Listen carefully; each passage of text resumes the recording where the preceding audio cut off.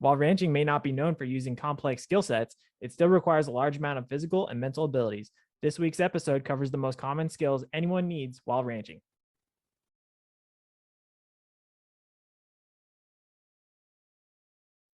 Welcome to Hashknife Hangouts. I'm Calen. My co-host Brandon is also my father. I'm on the right, he's on the left. First time joining the channel or watching one of our videos, like, comment, subscribe. Interested in social media? Look below for our Facebook, Instagram, and Twitter at the handles and links. For those of you returning, thank you for your continued support. And now to my opening notes for this week. I was prepping for the discussion and I already had some things in mind for talking about skill sets and the things that you need to do to be able to successfully ranch and farm, mostly ranch, because that's kind of what we do. But I got on the Google and I looked up some things and it said, what's the best skills for ranchers or top ranching skills, etc., stuff like that. So I used some job recruiter sites, believe it or not, and some small articles to organize and relate all the applicable discussion notes together. So there are about 5 loosely grouped ideas that we'll cover. But with that, based off of just that very generic intro, I'll hand it over to Dad to see what he has to think for the topic today. There's a lot. I mean, physically, you got to be able to do whatever it takes. I mean, you got to move something, you move something, you hold something, you bend something, break something. That happens a lot. Breaking, yeah. Yeah. I think in a nutshell, the physical part of that isn't necessarily standalone. I mean, you can do something, but if there's an easier, better way to do it, you're going to think about it, right? It's about problem solving, and a lot of what people do is problem solve,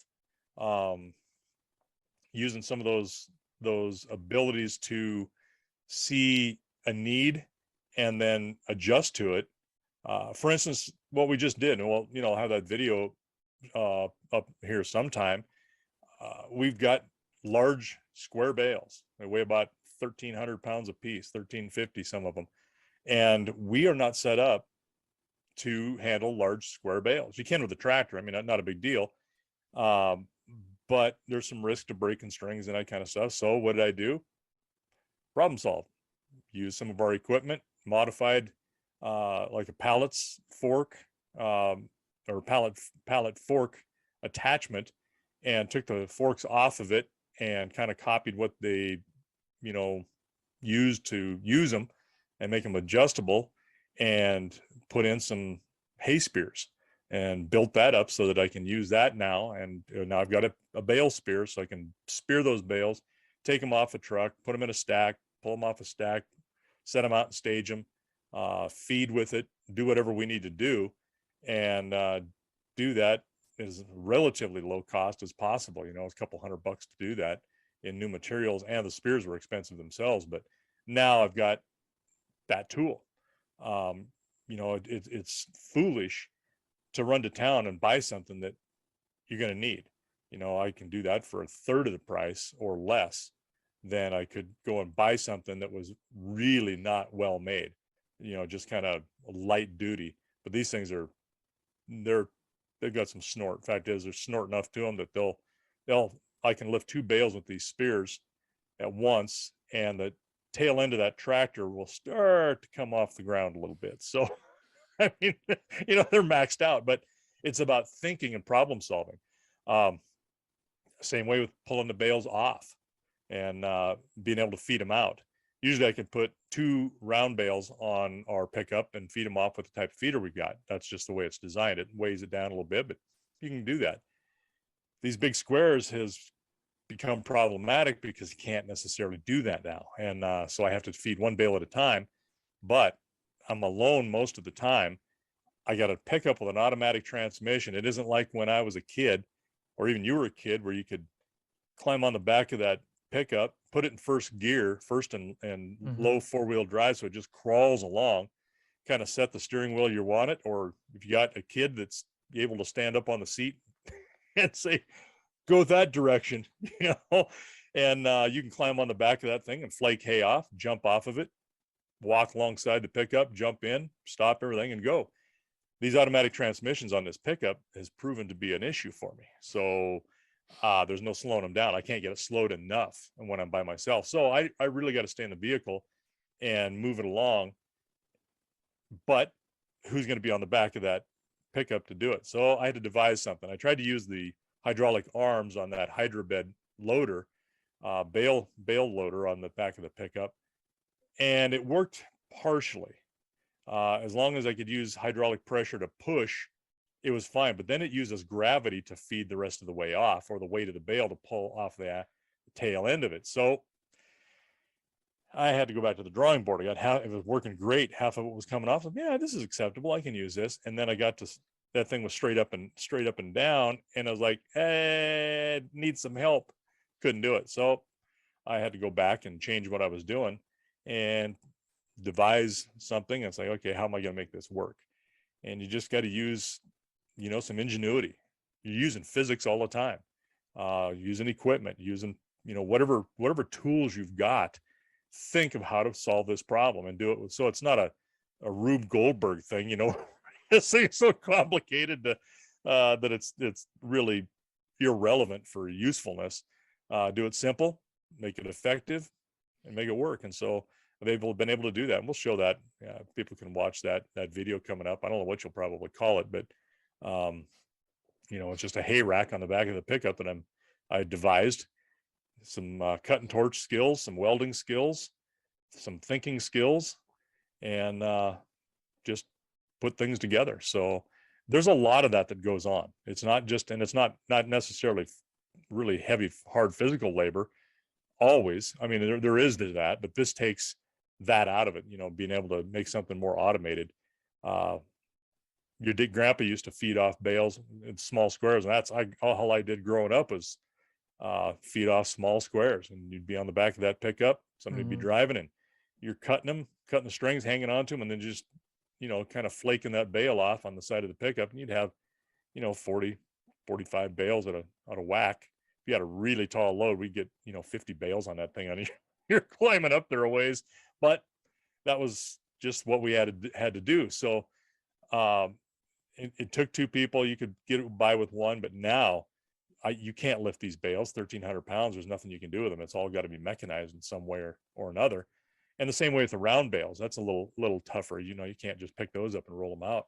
So I remember when I bought the hydrobed and we had it put on Grandpa's pickup, and we're talking $13,000 for this thing 15 years ago. I don't even know what they are now, how much, but anyway, Yeah.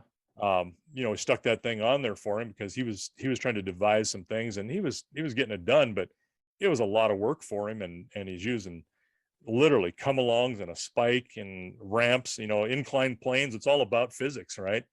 And he was making it work, but it sucked for him. And so I thought, let's just get this done. So I bought that hydrobed, had it put on, told him we needed the pickup for a few days, so was able to get that done and brought it back, and he used it for a 3 days. And I called him and I said, how's that thing working? He goes, nah, not worth a shit. God, I just spent 13 grand on something that doesn't work. I said, what's the matter? What's the problem with it? Something we got to adjust. He goes, the damn thing won't open gates for me. So I mean, it became so automated for him. It was like, this is awesome. And that's what it's all about. And sometimes you can do that relatively inexpensively. Sometimes it's not worth it like that. I mean, that's a hydraulic machine that just sits on your pickup. So very usable, very versatile for a number of other things, including digging post holes. But there's sometimes, and a lot of times, you just have to think about what you need, what you have, and how can I get this thing put together. So it takes just that: chop saws, grinders, cutting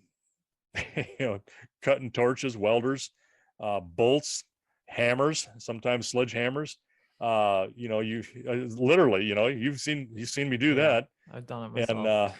And yeah, and you've done it. So there's a lot to it, and it doesn't seem like it's not like the railroad where you're pounding spikes all the time, which they don't do anymore either without a machine. Automated, but yeah, it's not a job like that. It's a little bit of anything that could possibly come up.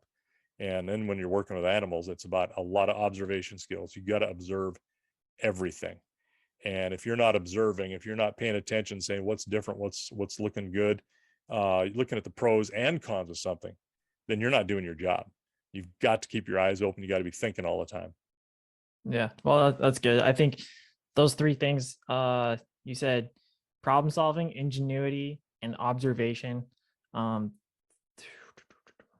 everything in, well, actually, the only one that's actually I had listed to an extent was observation. But some of the stuff that I first read and I thought, you know what, this is kind of like basic stuff that would be good for it is like any other job. If anybody's interested in working in agriculture, they should work around it first and foremost and find out, you know, are you actually interested in it, or is this just a job that you do not ever want to do? Because you do get dirty, you get grimy, you also hard work, you get sore. But like find a place, soak in as much information as possible, because I've heard plenty of people, they've said, you know, I learned a lot just by being young, and I was working with a crew and they just showed me how to do things. I'm like, okay, you know, and that is to an extent a one.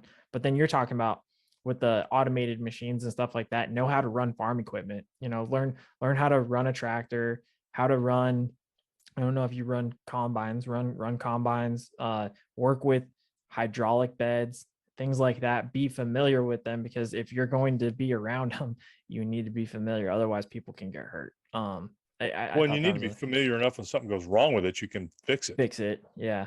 Well, it's You know, like I what mean, you you're can going repair with it. the ingenuity too. It's not just improving on it, but also being able to solve the issue that you're seeing at that time Right. too. Well, and it's like this thing I built for the, you know, this, I just call it a, you know, just a hay rack, and it's literally pieced together from, you know, parts and scrap that we've got there. And I had a panel, you know, a Corel panel, portion of one. There was a leftover tag end, and happens to be just about the right width. And then I, you know, I tried to use gravity on my side to be able to put a bale on there and hold it on there so it doesn't fall off too fast. Well, that didn't work because it didn't work with the arms. But everything that's on there is something I'm just thinking, okay, what can I do to make this thing happen? And you know, you get experience with things like pulleys at some point in your life, winches, uh, a track of some sort where something can slide along things.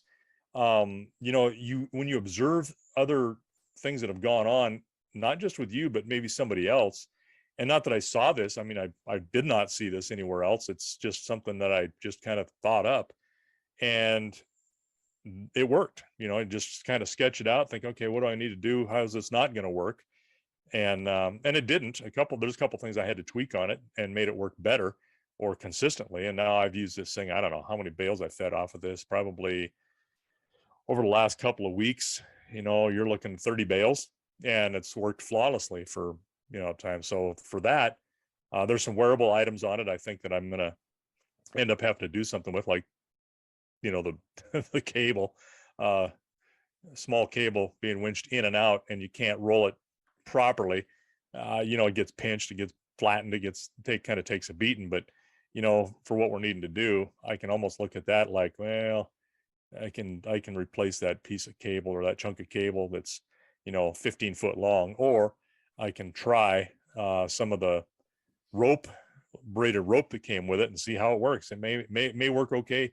It may not. I'm very hesitant to use rope around metal, you know, especially when it comes Yeah. close to it. It binds, it gets stuck between it, and it gets cut and frayed. So, you know, just using your noggin, just putting things together, and all these past experiences and things. But you know what? Look at what somebody else is doing and go, hey, that's a good idea. Wonder how I can use that idea and improve on it, or change it a little bit, or maybe, oh man, that's too much. Maybe I can do it a little easier. You're always thinking along those lines, or you should be always thinking. And I've had a couple of people look at this and go, man, you need to patent this thing. Oh, you know what?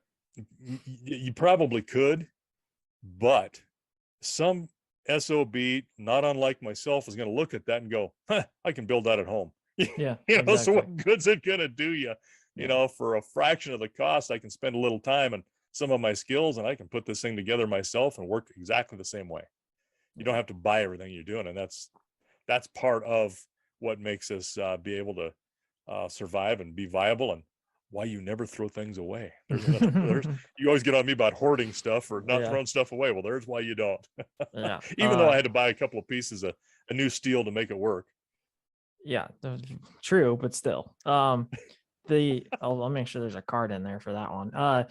The other thing too is it's underrated, I think, is getting a CDL or a commercial driver's license, because more and more things need to happen via semi, whether you're hauling and transporting equipment, transporting hay or goods or livestock themselves. It's very useful to have a CDL available if anybody's looking for skills or applying skills to ranching, because I don't have it, and I know it would be beneficial at times, but we've been able to get away with not needing it so far. However, there have been laws in the works to force all farmers and ranchers to get CDLs because of the hauling of livestock in trailers and whatnot. I have an issue with that personally, but there is that potential that could be another check the block thing that you have to get done just to be able to do your job. Yeah.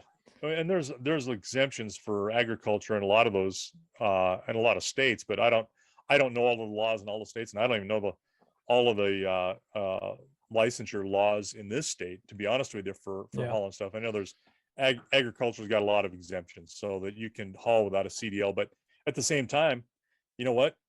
You got a slow time of the year and you got a CDL, and some guy says, hey, can you take a load of something for me to, Right. wherever, you could do it. There's some money on the side. And again, it's part of that. We've talked about that before. What do you need to do to keep things going? And that's one of them. So a very, very viable tool that, it's not a bad thing to have. It's knowing more of the laws, knowing how to do what you need to do and stay compliant.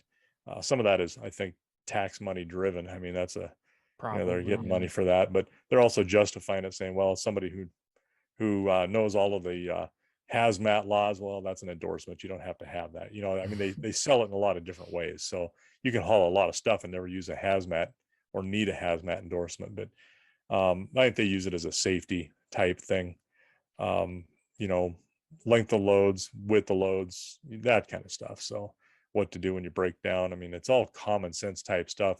I've had what in the old days it was called a chauffeur's license. And I had a chauffeur's license, and then they changed the name of it to a commercial driver's license, or CDL, in this state. And I'm sure some other states have, reciprocity with probably different names. But yeah, in the old days, it was a chauffeur's license. And I had that. It was nothing to get it. It's just a test. And you may or may not need to, use a truck to prove that you can handle a truck, which, an employer usually will do that, or someone who wants you to work for them. But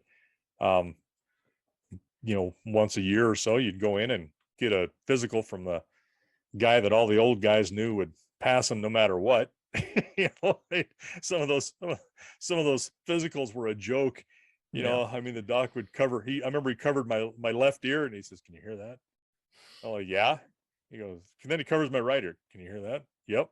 Okay, you can hear. I mean, they were, it was pretty lax.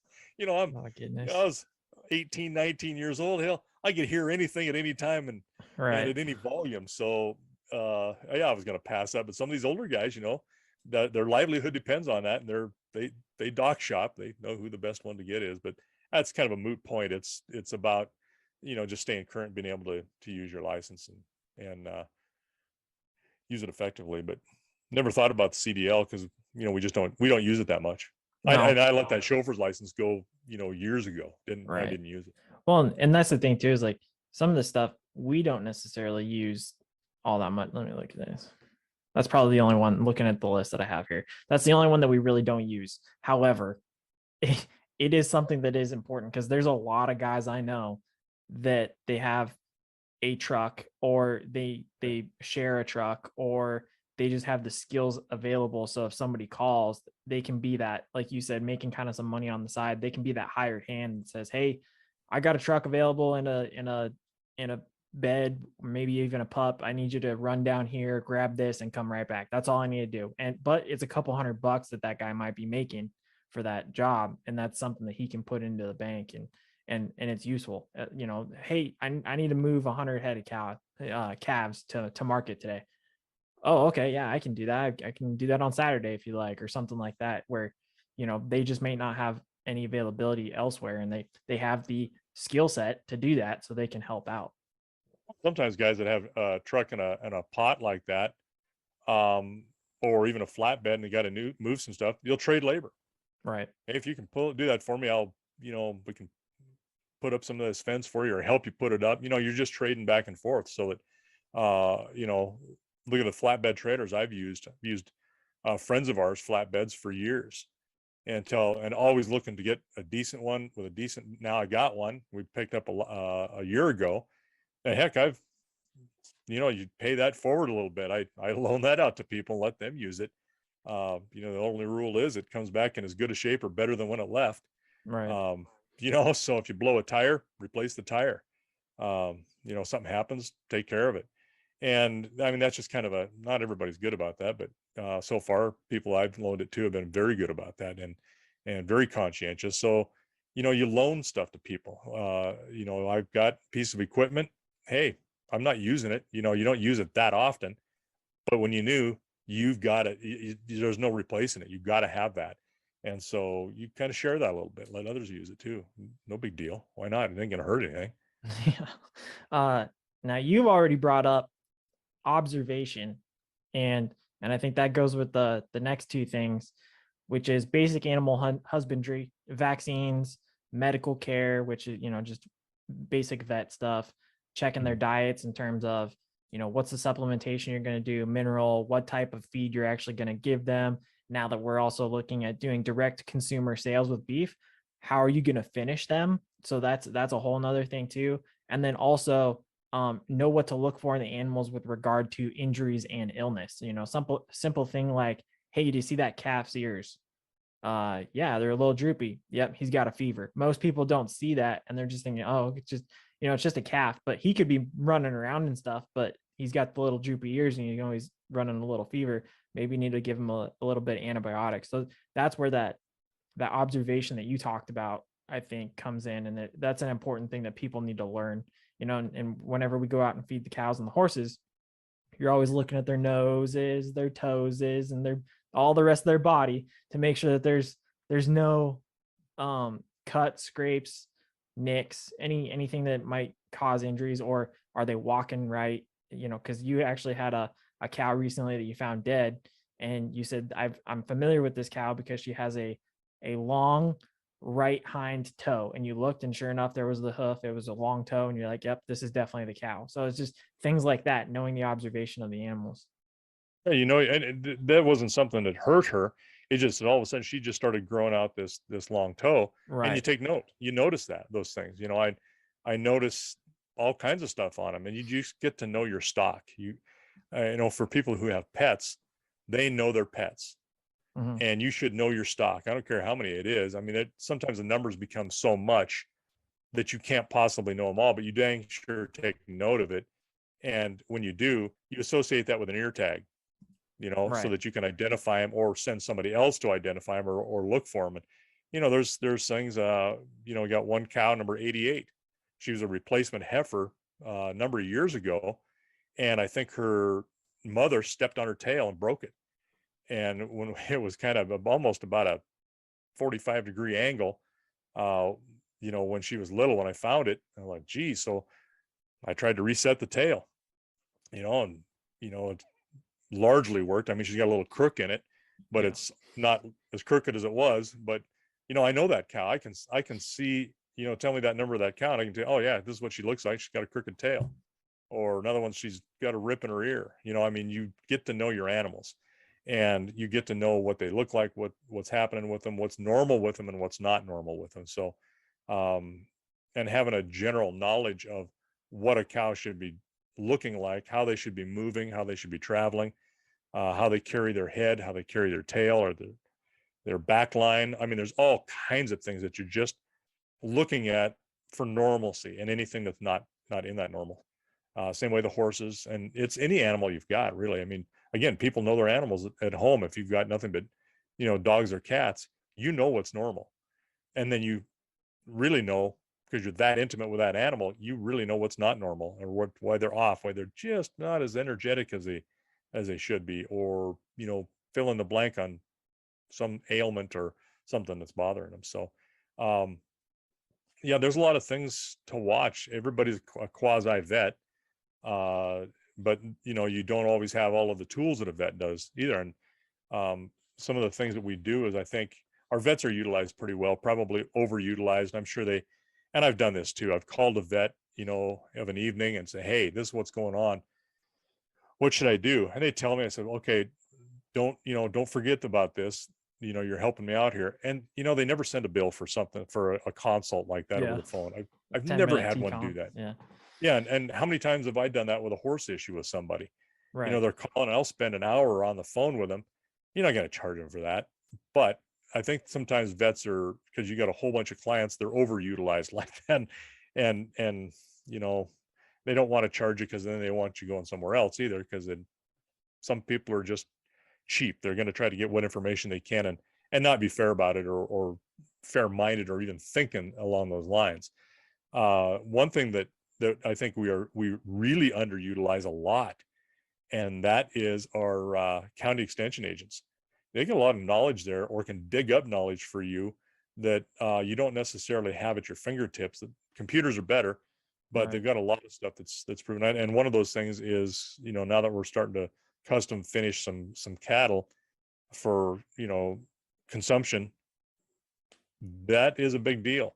And you can screw that up, and you can do not so good things, or less than adequate things, and you can also have some really good success with that. So utilizing those folks, and that's what they're there for. I mean, that's what they do. And I think they are largely underutilized in a lot of areas, in a lot of ways. Yeah. No, that's a good point too. I didn't think about that. That actually kind of goes with something. I mean, it kind of goes with the topic that we started off with, which is, listen to others, kind of see how others do things, and to an extent, those extension agents are there to provide the knowledge that they've gained over the decades that they've been there, or the people that they have that were there previous to them, and use the records that they have at their availability to help make those decisions, make the right decisions, and provide the best care to animals and get the best product out of them too. Because I mean, again, even though it's an animal, it's still a product at the end of its life. So Well, and the other part of that is they are the ones that I've talked to, and I haven't done it a lot. I mean, I've just started utilizing them in the last, you know, 10 years, maybe. uh Um, they are all about understanding. Most of them come from farm and ranch backgrounds.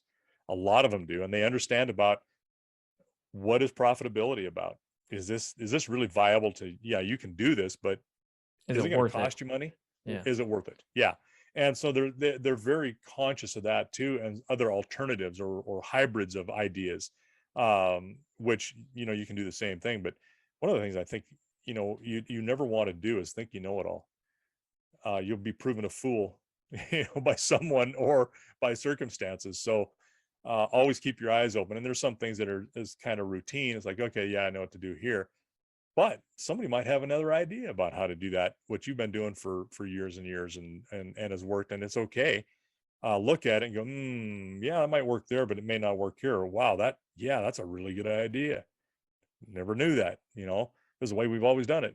So there's a lot of things that can be picked up or changed, or um, altered in a slight way to make things a whole lot better or a whole lot worse. I mean, you've got to ask yourself why. You've got to have critical thinking skills. And that's kind of the last thing I guess is, for me, there's about observation, and then there's critical thinking skills, and there's critical observation of yourself and what you're doing.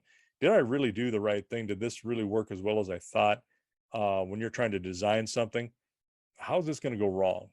you know is this really going to do what I want it to do? um Being critical and thinking critically is probably the number one and most important thing that you can do, because it can either save you a lot of time and physical work, mental anguish, or it can cause some more than you want of both of those. Yeah. I mean, we'll get there too. I think, yeah, I think that's a whole nother subject, but Yeah. I think going along with observation as a last thing is also ground care and management. So we've talked about rotating pastures, watching the grass, making sure you're taking care of the ground, because I've said this many times. We take care of the land because the land takes care of us.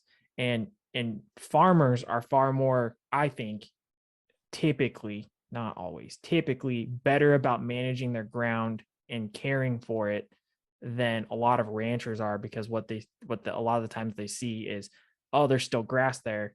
I need to eat it and get it eaten down all the way as far as I can. And they end up, they harm the ground more than they do help it, because it does need to be grazed, but not to the point where there's nothing left and it's just dirt. So being able to manage that by looking at the ground, understanding what the situation is, not only for what it physically is there in front of you, but also the weather, the season, and stuff like that. So for example, like this year with it being a drought, many people like us started pulling calves back a little sooner, because those pastures they just can't take that many animals, because there's no rain to grow more more grass. So you had to start pulling back. So I think that's another thing with observation that is important, because it's not just the animals too, it's also the ground on which you use and feed your animals with.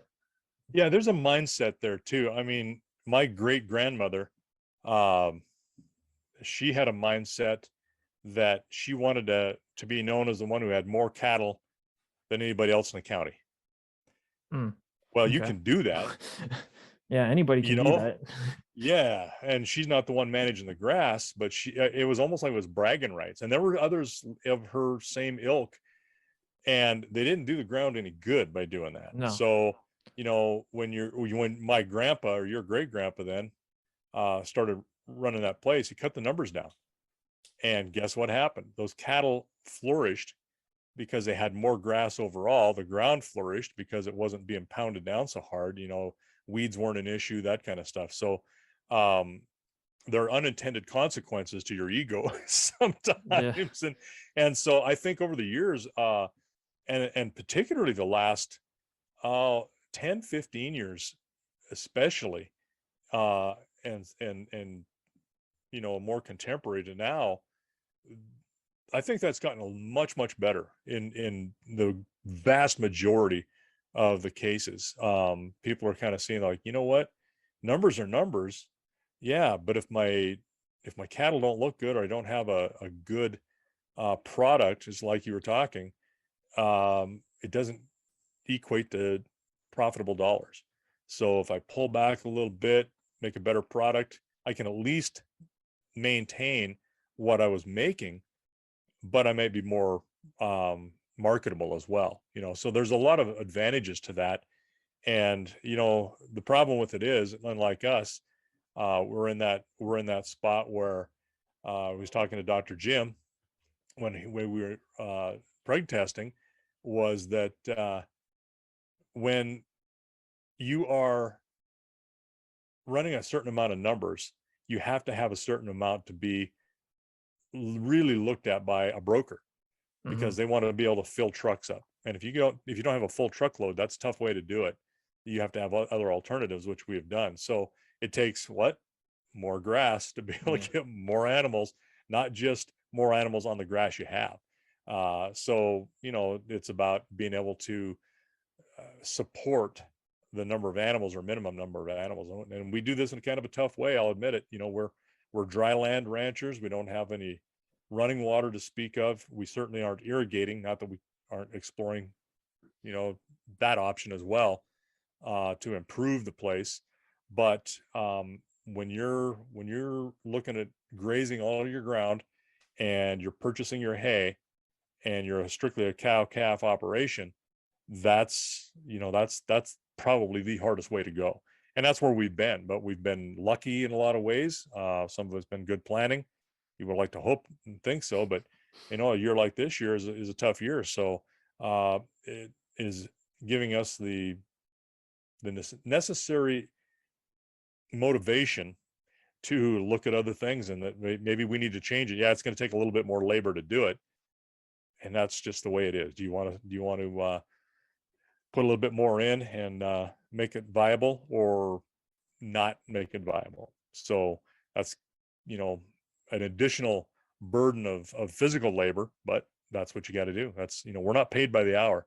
Anybody who thinks ranchers and farmers are paid by the hour, you may work for somebody who is, and you're paid by the hour, but Yeah. you know, yeah, that person who's writing that paycheck isn't getting one for themselves.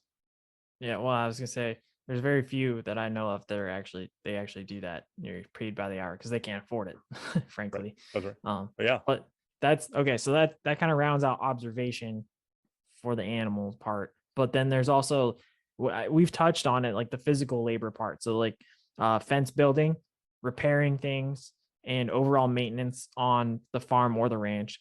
And then what does that really mean? Well, you got to be kind of a handyman, potentially a machinist, a carpenter, a welder. You brought that up earlier, and then even a mechanic. And by no means am I any of those, but you can be a you can kind of have a breadth of knowledge and be able to diagnose things. So like for example, the thing that seems to always be the issue is hydraulic lines. It just go like look at the tractor. Okay, great. We blew another hydraulic line. This is wonderful. All right, cool. So I'm gonna lose all this hydraulic fluid and I'm gonna try and pinch off the location of where it's at and then diagnose where the hose is that's broken or whatever. Sometimes it's far more obvious than other times, but then you then have to identify that hose, go get a new part and put it on. And all that really is it's not really being a mechanic. It's mostly diagnosing the problem, troubleshooting, and then just taking something off and putting it back on. And that seems yeah, to be just yeah, mostly the brunt of the issues that we have with mechanic work. But I mean, just the simple thing of that, trying to yeah. fix it. You're a parts replacer at that point, but Yeah. you could be the most skilled mechanic in the world, and you're still going to do the same thing. You're going to Yeah. just replace that part because a hose is a hose. It's a wearable item, you know. And I think this that particular hose that like last year on the tractor when I think we did a video of that, Yeah, I and it think we was a did. pain. Yeah, and there's not much you can do. Some things that you can put a clamp around and keep it from leaking, or you can use some ingenuity on a water trough and some jackwagon has shot a hole in it, and now you know, you're leaking water out it. So you can patch that, you can plug that, and using a couple of pieces of old inner tube, and a couple of washers and a bolt, and you can repair it or at least stop it. Um, Hydraulic hoses are a little tough to clamp. I mean, there's a lot of pressure there. You're not going to do it. That's why they're steel cable, you know, line, or not cable line, but the hose has got some stainless steel around it. Well, what I should say is like you plug the hole to an extent of like, okay, where it's connected here, take it off and plug the hole. All Oh right, yeah, cool. We yeah, got that. Yeah. yeah. You got to go replace this thing now. So and yeah, you're just replacing parts in a lot of ways. Sometimes you can do things that you can make it hobble through, but hydraulics are hydraulics. I mean, they run on high pressure and they move things. You know, the entire tractor runs on a hydraulic pump, even you know, to motivate in your Right. transmission. Everything on it except the engine itself powers it, but still, that engine ain't going anywhere if those hydraulics aren't there. So it's one of those things, you know, you got a system full of blood. Basically, that's what your hydraulic oil is. Right. Yep. And you got a leak in artery. You got to do something with it, or you ain't going to go very far.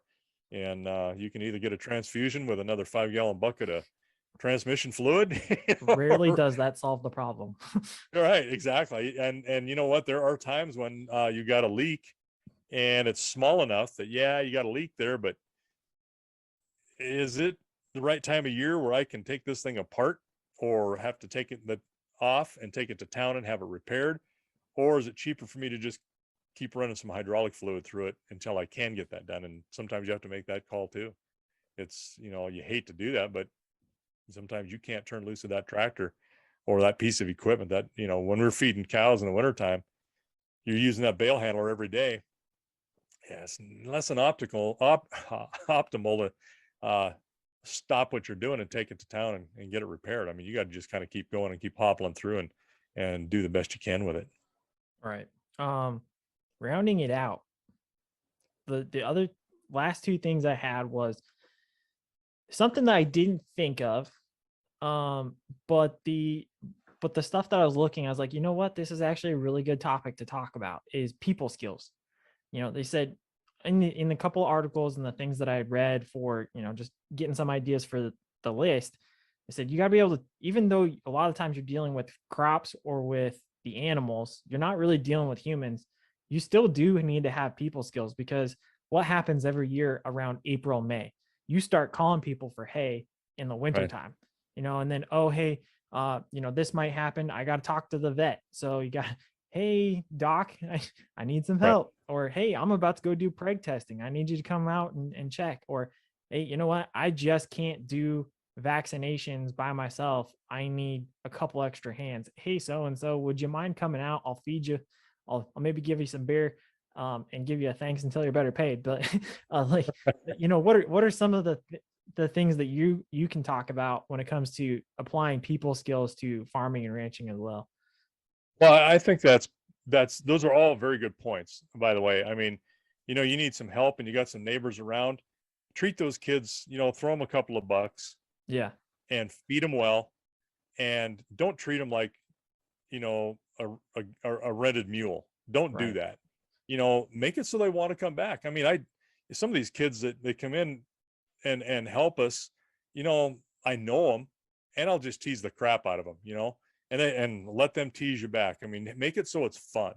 And that's with anybody, really. I think those are just kind of some things that you do in the way I look at things. But I've been around people that, I'm going to give you $50 for the day, and I'm going to yell and scream and be a jerk. I mean, but if I have to pay you $60 next year because I'm such a jerk, I'll do it. I mean, I've known people like that. I've worked for people like that.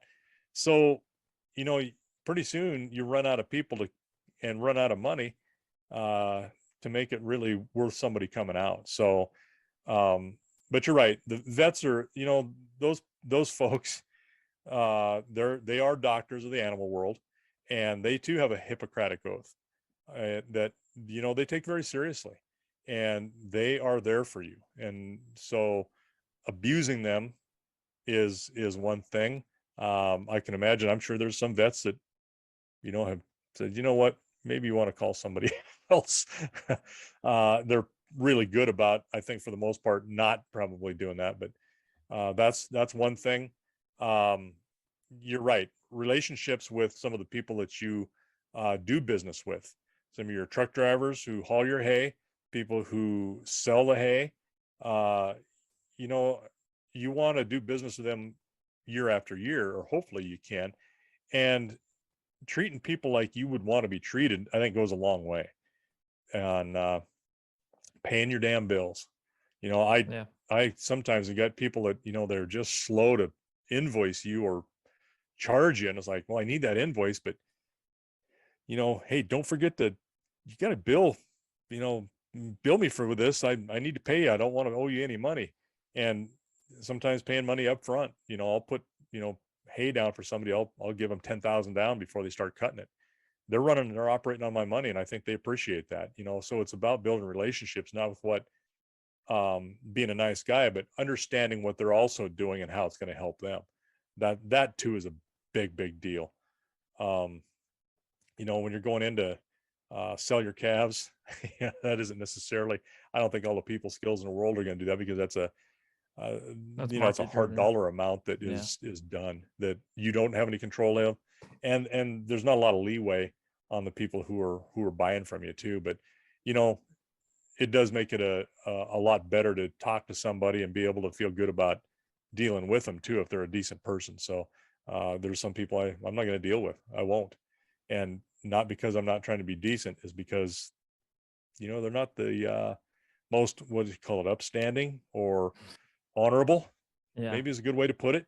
So don't even get yourself into that situation. So, but yeah, people skills are huge. The horse industry, you really see that. If you're a jackwagon to somebody, um, why would they want to come and buy a horse from you? Why would they want to take lessons from you? Why would they Right. want to attend a clinic? And there's plenty of people that do that and have giant egos that some people don't mind, you know, being treated like that. But I don't think that's really the way to do it, because you certainly don't necessarily get invited back to a place to teach either. Well, and that's part of the other part of this that I wanted to talk about was, especially in agriculture, like you might be multiple generations, your family's done this forever, but humble yourself, listen to others. Maybe they have a nugget of information that could be useful, something that you could Yeah. incorporate, because not everybody has all the knowledge, or something that nobody's ever done in your region before. They come in and they go, hey, this is what we do back where I'm from. Instead of discounting what they say immediately, maybe think about it, and how would it apply, or what pieces, kind of, you talked about this earlier in the discussion, but what bits and pieces can I apply, where would it actually work, and stuff like that, because it does become, not only people skills, being able to not shut other people out, but then also it benefits you too, and you're that lifelong learner that you already kind of, you talked about earlier. Yeah, and listen to somebody, because you may pick something up, but you also might reaffirm something you shouldn't do. Also true. That's Yeah. sometimes just as important. Yeah. Not everything that you hear from somebody is going to be valuable and helpful. Sometimes, like, oh yeah, that's not going to work, or yeah, there's a reason why this. Have you thought of that? And some of it can be in a region you live, Mhm. where you're at. That can be completely viable where they're at, but it's not going to work, in a cold weather region like where we're at. Yeah. So yeah, there's always that, but again, that's part of that critical thinking that comes in along with the observation. And Yeah. that's why you got to have that open, got to be open to other ideas. So out of all of these, I've really kind of, make sure I didn't unplug my microphone there. What the of the the skills that we talked about, we really kind of went over really four things: critical thinking, observation, ingenuity, and then kind of your manual labor skills. Out of all four of those, is there another one that I should add that we kind of discussed as well? I guess we said people skills, right? Yeah. So out of people skills, critical thinking, observation, ingenuity, and then manual labor skills, what would you say is probably the most important out of all five of those? Well, I mean, I can argue that if you don't think critically of yourself, and I think I've said that before, Yeah. you can correct a lot of the things that you've done wrong of all of those other things through critical thinking. Yeah. I mean, being able to think your way out of a wet paper freaking bag or out of a tunnel is important. And sometimes that critical thinking buys you a lot more than what you realize. So, if you're a jerk to somebody and something didn't work out, you could go, how did that go wrong? Oh, I think maybe I said something I shouldn't have, or you know what, maybe I'm asking too much. To me, that's critical thinking, and not just in a mechanical sense, but in a people skills sense, and certainly in the mechanical sense. I mean, you got to use critical thinking skills that are obvious. Yeah, the physics of that are impossible. That's just the stupidest thing in the world. You're never going to make that work. Or oh, that's a really, what do they call those, life hacks? Yeah. Right? You Sure. might come up with something that's like, and I did that a couple times with your grandpa. I mean, we had some ideas. He goes, I got to do this. And I go, well, why don't you do this? He's like, oh my God. And one of them, real quick, simple, was needed to put some electric fence over the top, right at the top level of our corrals. And he's like, how the hell am I going to mount this? It's a lot of time. And I went, you know what? We've got a bunch of old plastic pipe. Why don't you cut a section of it, stick it down in there, run the wire through the top of it with just a drill. And he's like, oh my God. And That in works. a couple hours, perfect. So Yeah. it's about critical thinking can get you anywhere, and that's from a guy who is, I mean, some of the stuff that he came up with was like, oh my God, how smart is he? You know what I mean? So Well, I that can think some be. of it's also your perspective on the situation too. Sometimes you're so close that you get tunnel Yeah. vision. Being able Oh, to come absolutely. in from the, people say the 10,000 foot view for a second. It's very helpful at times to be like, hey, did you think about this? I'm like, oh yeah, I Yeah. guess that's a good point. Yeah, I Yep. didn't. No, there's a 10,000 foot view, and there's also a 30,000 foot view that is pretty important as well. But yeah, step back from it. And it is, I think it's absolutely imperative that you think about things from a perspective that's not your own. And that's kind of difficult to do because every perspective you have is your own. Like, Right. what if I walked into this and I didn't know anything about it? And Yeah, there are a that's lot the of hardest times, thing. yeah, that's tough. And that's very tough. And your mother, she's brilliant. Your mom is so smart. It's scary. And I will say, hey, what do you think of this? Or I'll be doing something. She goes, why are you doing it like that? And I'm determined because I am focused with tunnel vision on this thing. Why I got to do. She goes, why don't you do this? And I'm like, oh, that's a good idea. Yeah. Something completely different. And so asking that question, and I don't know, you've probably been with me at times when I'm asking someone who is an expert in their field, and I've got a list of questions, and I've gone through things with them, and they've answered my questions. And what's one of the last things I ask them? What's If something that I should know that I don't know? There you go. Yeah. If you were me, how would you approach this? What would you do? What questions am I not asking that I Right. should? I'm not afraid to ask that. And I've done it a lot of times. And you know what? A lot of times it's paid off, made a difference in how you approach something.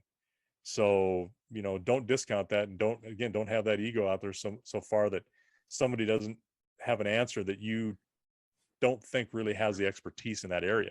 They may or may not, but there's some really good third person views of something that is so important that can be, it can be so innovative that you continue to do that as a standard for everything else you do.